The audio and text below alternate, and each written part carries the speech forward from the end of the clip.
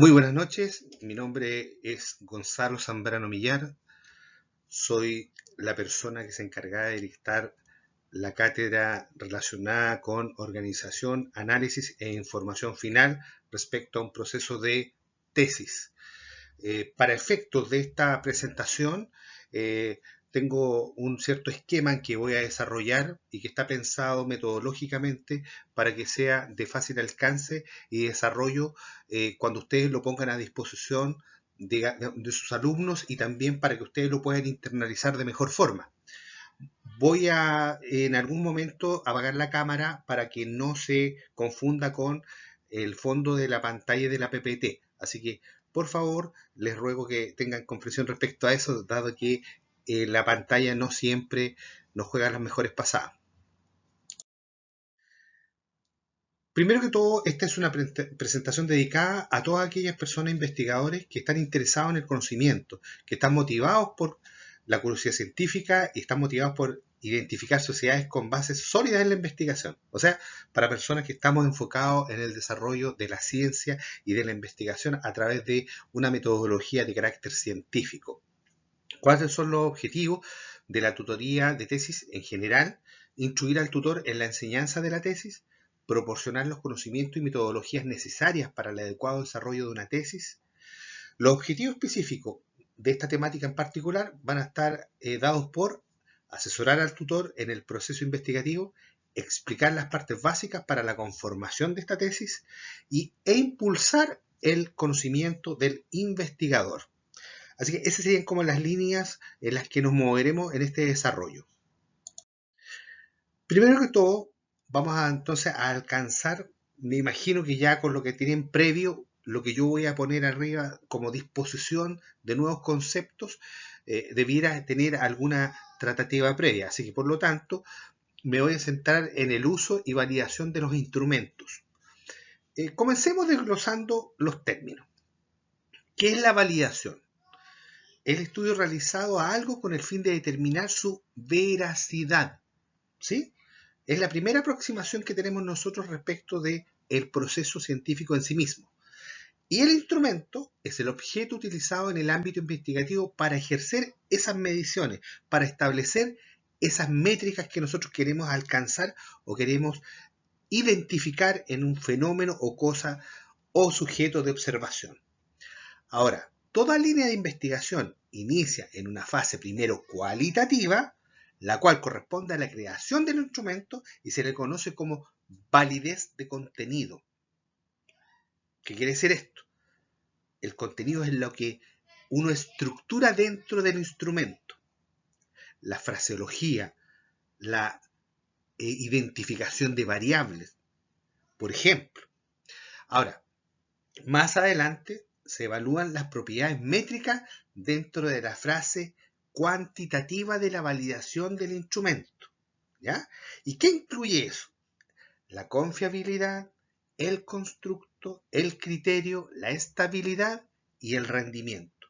Ustedes podrán observar en la PPT que hay una pirámide y aquí hay una gradiente.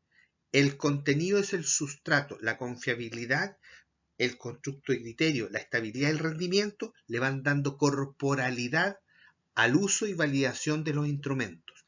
Es súper importante que no se pierdan en el paso a paso. La base siempre es el contenido y el rendimiento siempre es el último piso al que queremos llegar. Ahora bien, respecto de la validez de contenido, en la primera fase de validez de contenido se manejan tres momentos a saber. Uno es la aproximación a la población, que esto se trata de la conceptualización de lo que se desea medir. Por ello, se aplica una entrevista en profundidad a un público o población objetivo, a fin de explorar las dimensiones de las variables que se desea describir o descubrir. Además, muchas veces se termina con una lista de preguntas abiertas. Después, la segunda etapa es el juicio de expertos. Es aquí donde los jueces o profesionales de la materia evalúan de forma independiente aspectos tales como la relevancia, la coherencia, la suficiencia y la claridad. con las que estamos redactando cada uno de los ítems de nuestra investigación. Importante, y esta es una aclaración, cada vez que nosotros hacemos validez de contenido, se trata en sencillo de que lo que queremos decir sea dicho con claridad, con palabras de uso común y por lo tanto pertinentes a la investigación que estamos realizando. ¿Vale? Importante, el autor deja considerar la pertinencia a la hora de realizar una elección interdisciplinaria para elegir a los jueces y esto nos ayuda a la construcción de los ítems. Solo los evalúan, es importante. Los jueces expertos, su función es evaluar, no es ayudarnos en la construcción del instrumento. ¿Y por qué es importante hacer esta separación? Para evitar los sesgos. Es importante aquello. Los sesgos deben ser evitados. Ahora, la última etapa es la revisión del contenido disponible o validez racional. En esta fase se busca asegurar mejor la representatividad de cada ítem. Aquí ya nos encontramos los conceptos definidos porque se dispone de material literario. Así que esta información ya no califica como profesional o no confiable. Muy por el contrario, es información que tiene características de veracidad, de confiabilidad. La fase cuantitativa de la validación del instrumento. Esto es muy importante, así que por favor les pido máxima atención y poner cierta relevancia, si usted quiere, en que en esta etapa lo que estamos buscando es que tanto el contenido, la confiabilidad, el constructividad, estabilidad y rendimiento tengan un soporte desde la objetividad misma. Por lo tanto, en la fase cuantitativa, lo que yo hago es tomar desde la confiabilidad hasta el rendimiento de la siguiente forma. Vamos a partir desde la confiabilidad. ¿Qué es lo que se busca aquí? Se busca la consistencia interna del instrumento.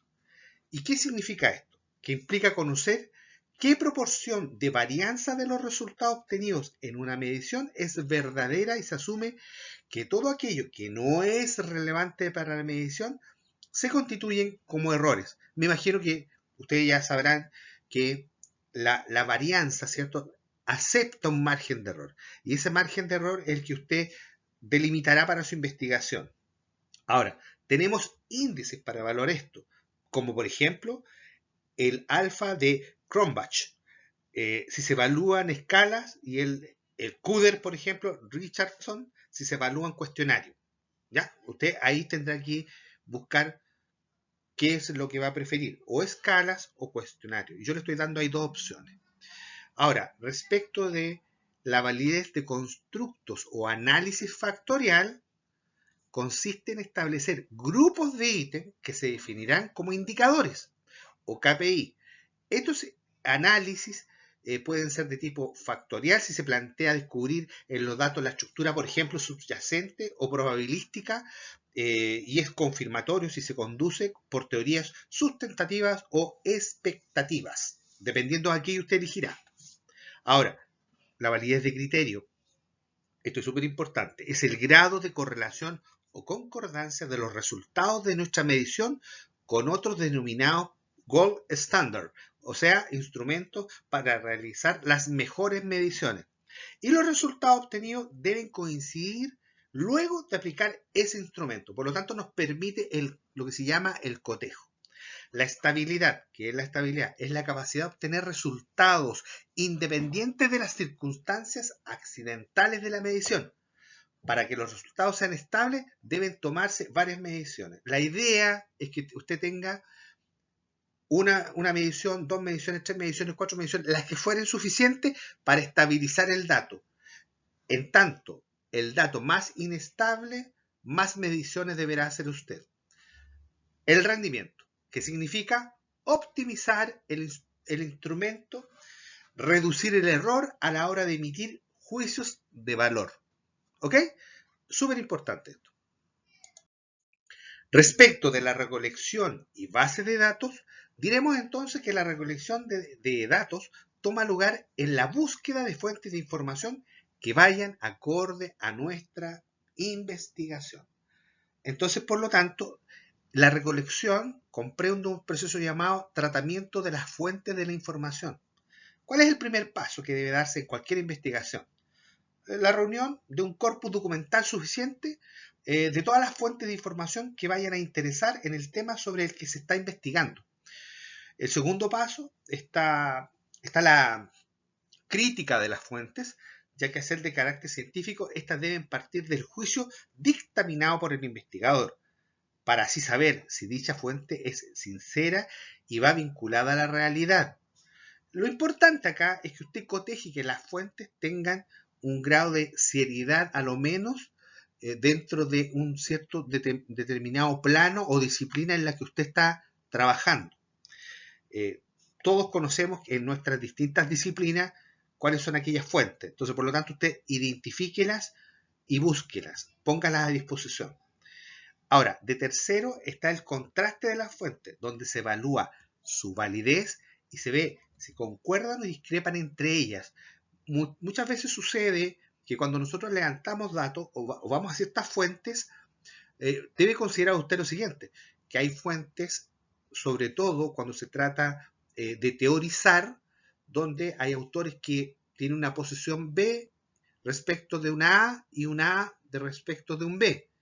Usted las puede contrastar para tal vez generar una tensión teórica ahí y buscar una explicación que puede ser el objeto de su tesis.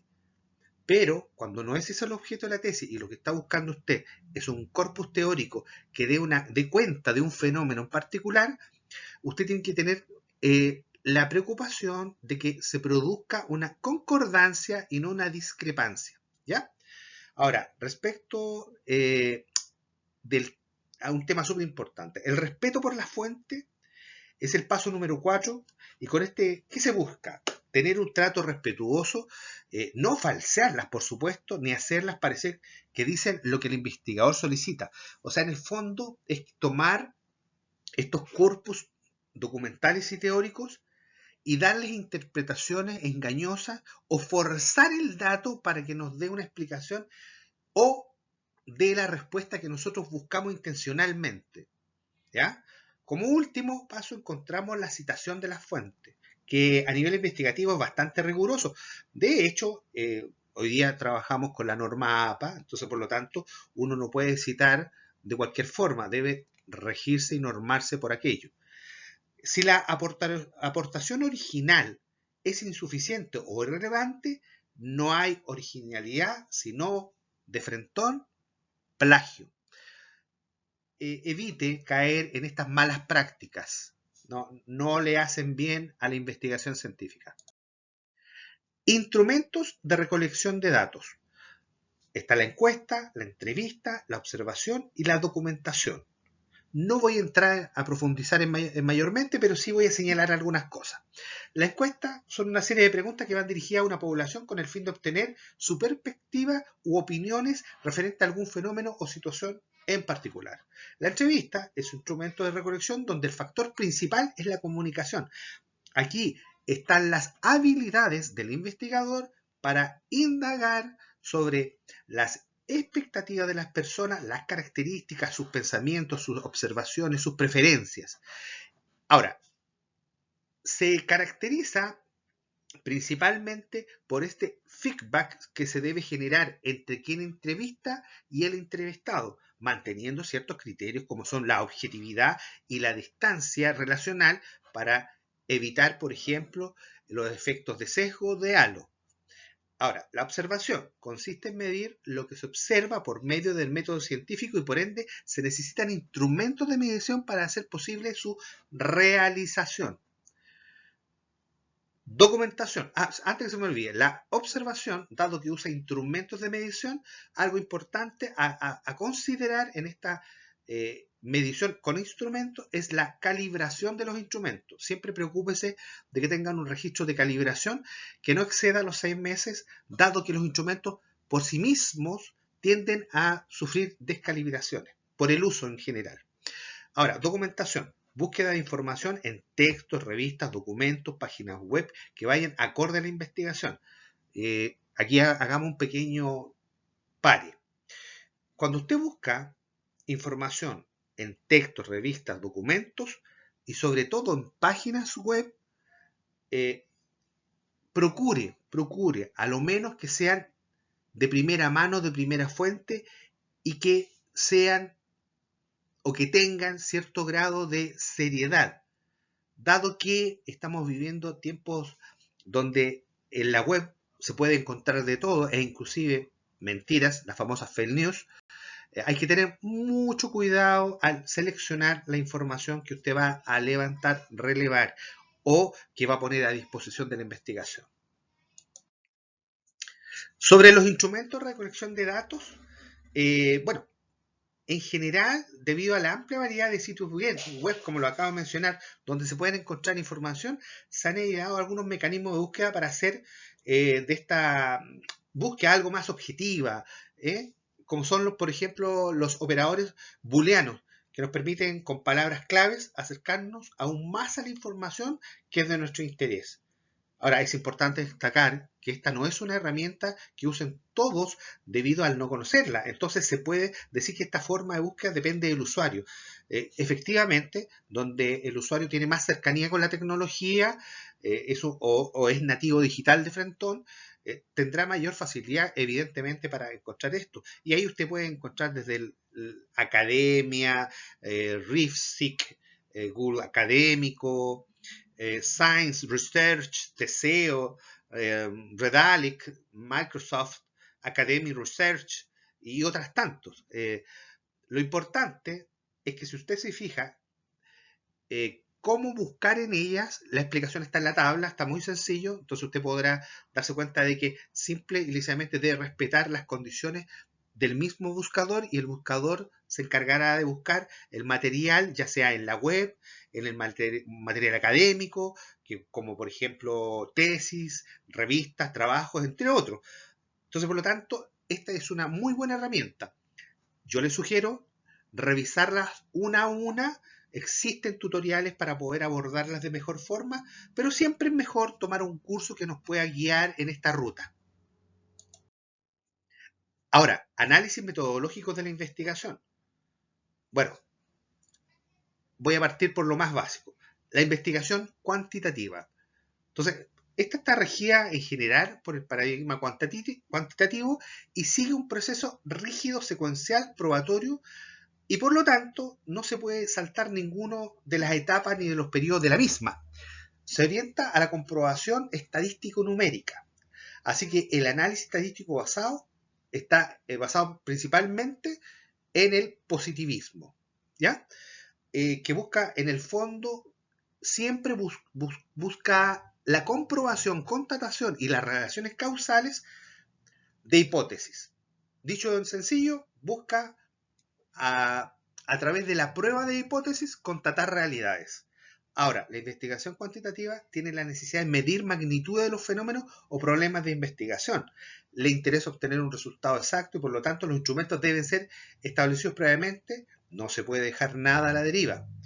Ahora, la hipótesis no puede faltar. Es parte de la investigación cuantitativa. Se trabaja con muestras mayormente grandes. Asimismo, el investigador utiliza la muestra para poder luego generalizar esa información. Y es por esto que la muestra tiene que ser representativa y también proporcional a toda la población de investigación. Ahora, respecto de la investigación cualitativa, se basa en un paradigma cualitativo que a su vez tiene como base a la fenomenología, es decir, busca conocer los sentimientos de los sujetos, de los individuos, respecto de una temática o fenómeno en particular. La investigación cualitativa se orienta a investigar la actitud, el comportamiento, la percepción de las personas y, ante todo, prioriza la conducta humana. Esto es un proceso que se inicia generalmente con el análisis de los hechos basados en lo empírico y ya en un proceso en que se desarrolla una teoría que, por supuesto, la afianza, se desarrolla el estudio en sí mismo. Acá no se prueban hipótesis, no puede haber hipótesis porque no es necesario la constatación. Esta es una gran diferencia con respecto al enfoque cuantitativo, donde es totalmente necesaria. El proceso de indagación en la investigación cualitativa es más flexible.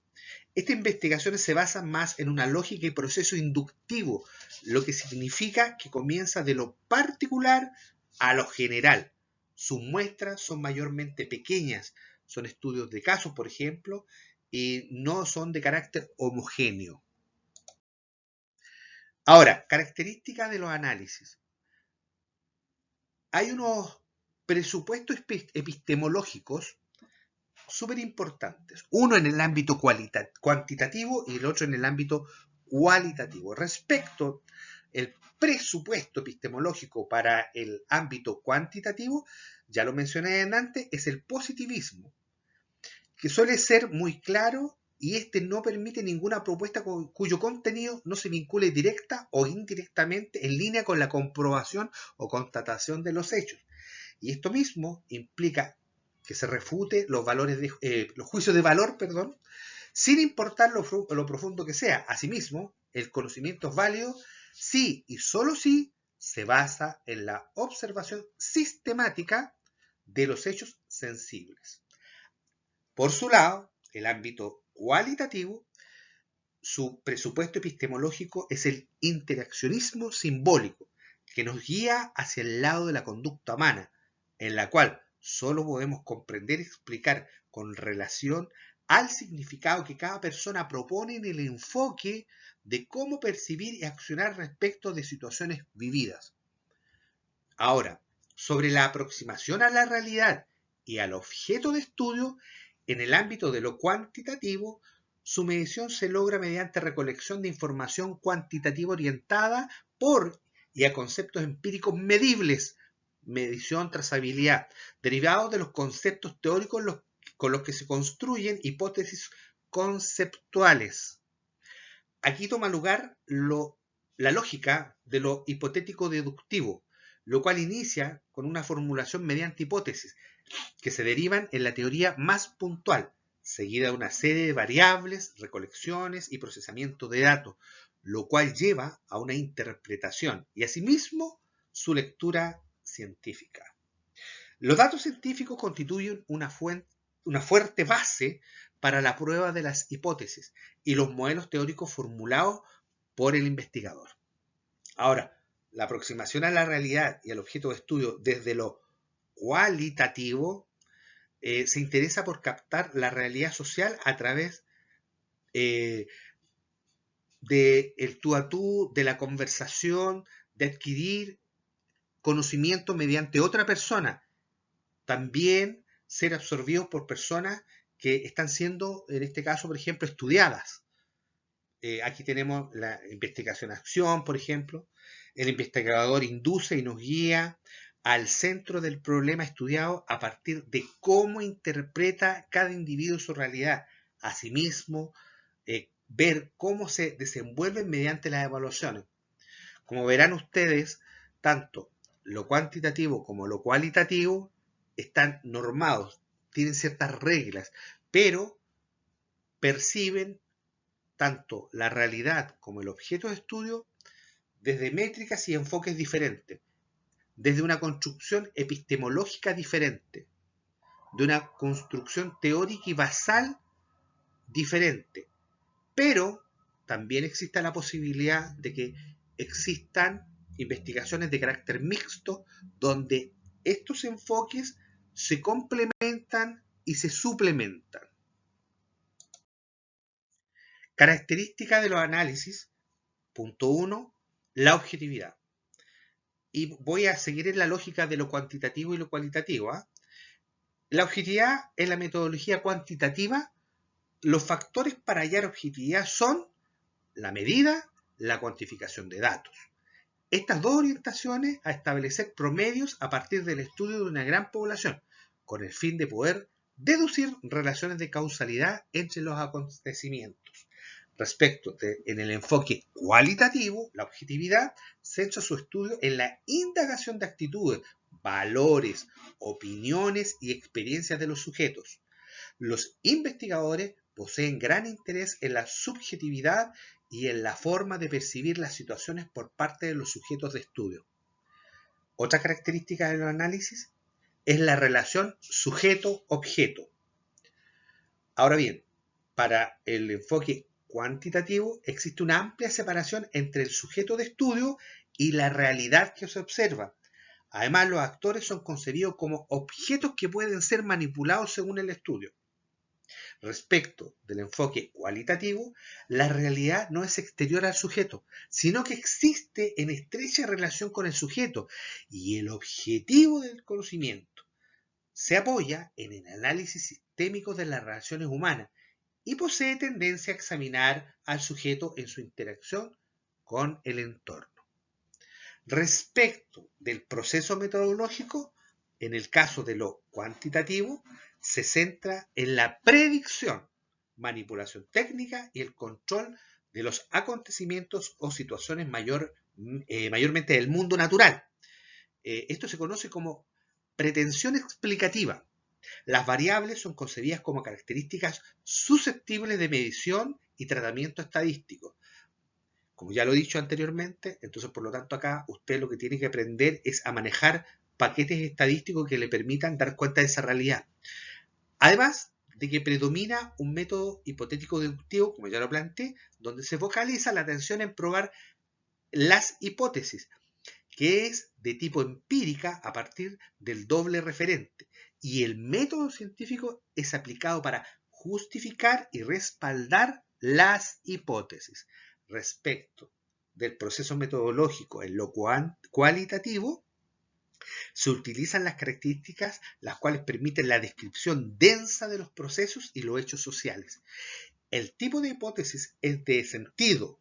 Además, la investigación cualitativa intenta hacer una aproximación global de las situaciones sociales para explorarlas, describirlas, comprenderlas de manera inductiva. Principalmente, la gran diferenciación, sobre todo en el tema del proceso metodológico, es el afán de uno, en este caso el cuantitativo, predecir, y el otro, el cualitativo, tratar de establecer relación de causalidad desde la particularidad. Ahora, respecto de las conclusiones, que esto es importante cuando usted ya está definiendo finalmente, sacando el sumo, el extracto de su propia investigación, estas son redactadas al final del proyecto de investigación. Se trata de una tarea rigurosa debido a lo crítica y objetiva que debe ser. Las conclusiones de las tesis comprenden la parte del cierre del proyecto de investigación y es por ello que deben responder a la pregunta principal, planteada como problema de estudio. Al momento de realizar la conclusión de la tesis, los investigadores deben presentar los resultados de la investigación realizada. Cabe destacar que no hay necesidad de presentar todo tan detallado, sino deben enfocarse en aquello que vaya correlacionado con el objetivo principal de la investigación. Se pueden valer de reflexiones o comparaciones que se consideren necesarias para abordar la temática a cabalidad. Ahora, una aclaración. Toda tesis debe tener aportes. Y en general, lo que se exige es que sean aportes teóricos, metodológicos o aportes prácticos. Por lo tanto, las conclusiones deben estar en esos tres ejes, a lo menos dando cuenta de alguno. Si hay algo, claro, es que las conclusiones no comprenden un resumen y tampoco repetición de títulos o subtítulos integrados en el documento, puesto que el lector ya ha tomado tiempo para leerlos. Aquí toman protagonismo los alcances y límites que tuvo la investigación, así que es necesario que sean mencionados. Sin embargo, las conclusiones no son el lugar para autoevaluar la investigación, sino solo para comentar los conocimientos obtenidos de esta. Volvemos otra vez a los aportes. No podíamos olvidarnos de la extensión de esta parte de la tesis. Esto depende del tipo de investigación realizada, pero hay que hacerlo lo más objetivo, en lo posible conciso, al saber que el lector ya lleva tiempo leyendo toda la investigación. Presentación de los resultados. En general, la ponencia se divide en 4 fases: elaboración del resumen, construcción del material gráfico, presentación formal, defensa de los resultados obtenidos. Dicho de otra forma, primero, el título debe contener el menor número de palabras que describan adecuadamente el contenido del resumen. Los autores deben incluirse solo aquellos que verdaderamente participaron en la concepción y diseño del trabajo, el análisis e interpretación de resultados y la aprobación de la versión final. El orden debiera estar dado por la importancia real que tuvieron en la gestión y desarrollo del trabajo. La introducción es el comienzo de su resumen, por lo tanto, debe ser atractivo. Con un párrafo de 4 a 5 líneas es suficiente. Deberá demostrar la gravedad o la relevancia del problema e incluir el objetivo del estudio. El material y el método es el capítulo más importante. Debe contener información acerca del tipo de diseño, las características de la población estudiada, las variables en estudio, aspectos del proceso de medición y seguimiento, la estimación del tamaño de la muestra y la descripción del uso de las estadísticas descriptivas y analíticas. Ahora bien, los resultados. Siga el orden descrito en el capítulo Material y Método. Comience por la descripción general de la muestra. Presente solo las cifras relevantes al objetivo de su investigación. Aquí, en los resultados, menos es más. No se equivoque. No trate de generar resultados forzosos, porque no es lo adecuado. Ahora, respecto a las conclusiones o conclusión, esta debe ser relativamente escueta. Cuando me refiero a escueta estoy diciendo que no de que poca calidad, sino que me estoy refiriendo a que debe ser muy concreta, muy concisa. Con un párrafo de 2 a 3 líneas es suficiente. Comente el o los elementos más relevantes de sus resultados y haga recomendaciones si sus resultados lo permiten. Yo le aconsejo que sí, que siempre haga recomendaciones. Se agradece que las recomendaciones estén, porque dan la apertura para nuevos ámbitos del conocimiento o profundización de la misma investigación. Ahora, ¿cómo presentar ya la ponencia?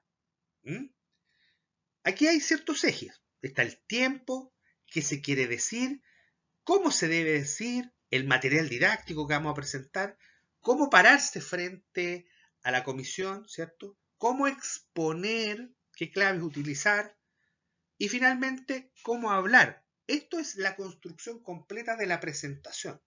Vamos a analizarlos. El tiempo. Existe siempre un tiempo límite determinado para la presentación. Y se recomienda que antes que usted aborde esto, sepa el tiempo que dispone y lo practique.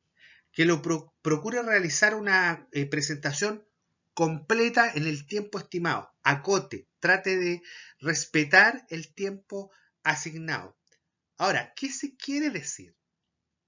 Claramente entonces, dado que tenemos la variable tiempo que nos está poniendo una condición, tendremos que ser muy precisos con lo que se quiere decir. Definir objetivamente lo que se debe comunicar para optimizar y darle eficacia a la presentación. Se debe entonces realizar un guión en el que se contemple lo previsto a decir en la ponencia. Siempre es bueno que usted establezca un guión, una ruta, y que lo pruebe tantas veces sea necesario para llegar a los tiempos preestablecidos. ¿Cómo se debe decir?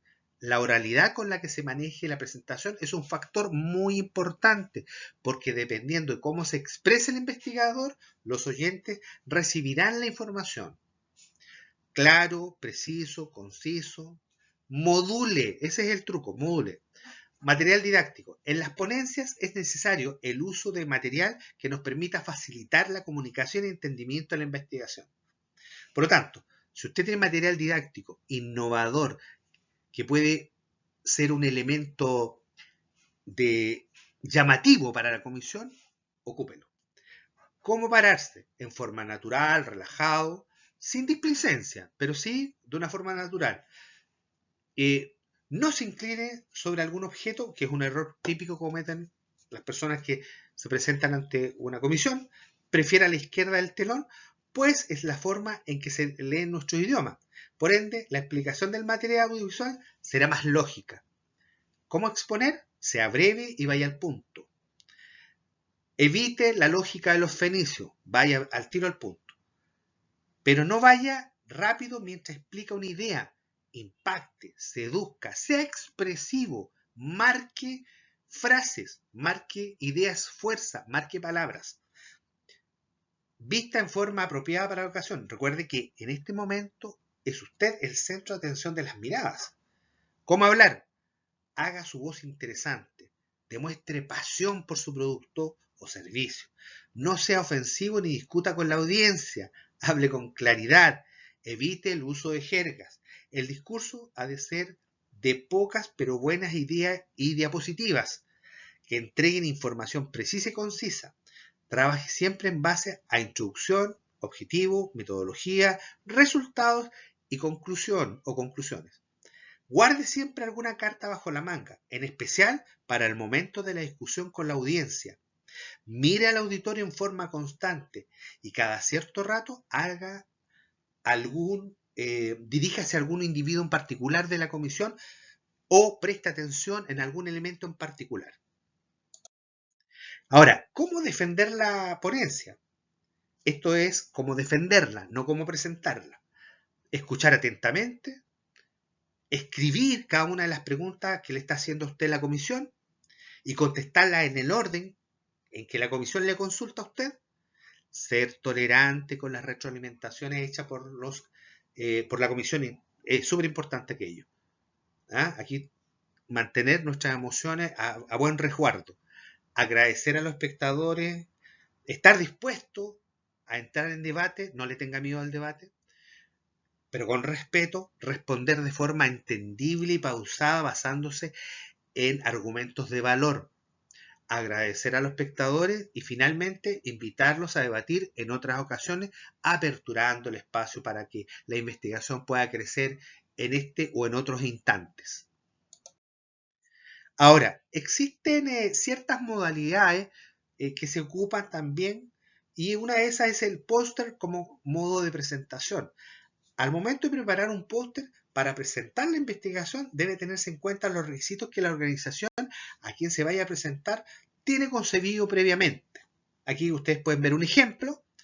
Ahora, la forma de presentar la información será de manera escrita, como si escribiera todo aquello que planea decir.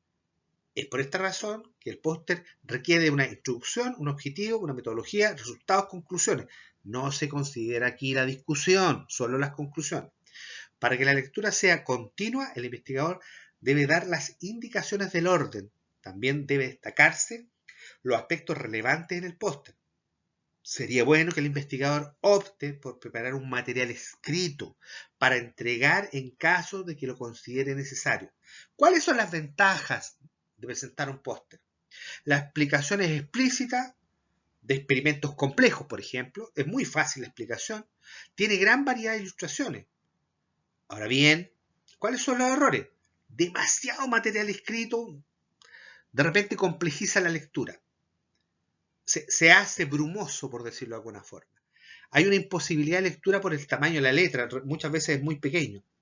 Los componentes de un póster son el título corto, llamativo y que sea legible, la introducción clara, precisa y que contenga los objetivos, material y método en el que quede de manifiesto el diseño de investigación utilizado, las características de la población de estudio, el protocolo de trabajo y la herramienta estadística utilizada. Súper importante señalar eso, la herramienta estadística utilizada. Resultados atingentes al objetivo y a la metodología empleada, que ocupen gran parte del espacio y que sean representados idealmente por fotografías, tablas gráficas, figuras. Ahora, las conclusiones precisas, por favor. Estas reemplazan a la discusión de los artículos. Como verán ustedes, les voy a dejar unas referencias bibliográficas a las que ustedes podrán ir y profundizar esta presentación. Por mi parte, muchísimas gracias y nos estaremos viendo cuando nos toque la clase sincrónica. Ha sido un gusto, muchísimas gracias y me despido de ustedes. Ha sido un verdadero placer. Hasta luego.